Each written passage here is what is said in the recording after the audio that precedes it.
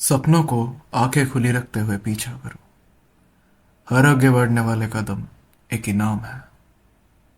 किसी ने सही कहा है, दूर का पहाड़ सुंदर तो दिखता है, पर पास आने पर सर दुखता है।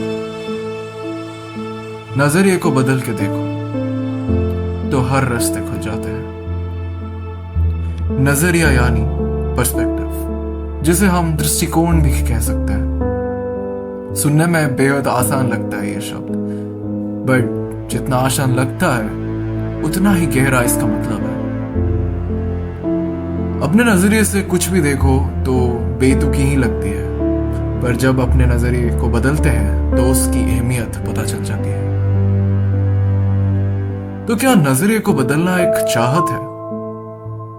नहीं, नजरिए को बदलना एक जरूरत है।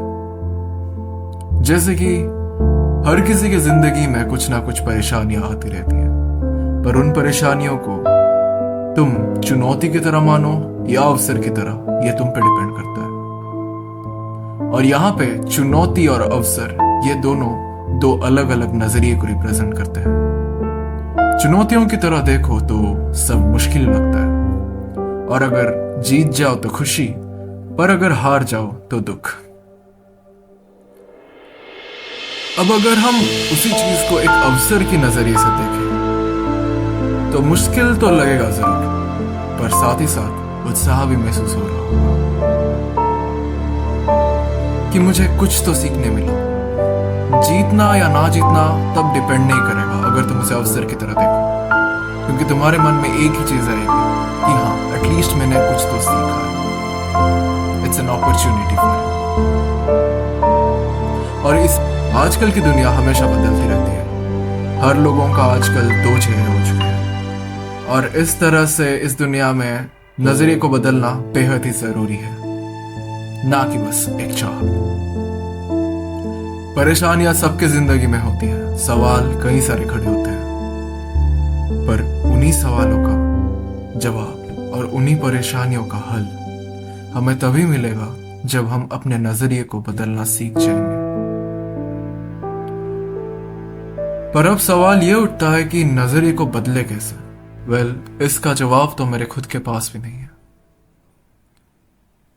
पर यह हम सबके अंदर है। इस सवाल का जवाब हम सबके अंदर है कि हम अपने नजरिए को कैसे बदल सकते हैं। बस उन्हें तराजना बाकी है, और जब मिल जाए तो क्या बात है, सब अपने आप ठीक होने लग जाएगा।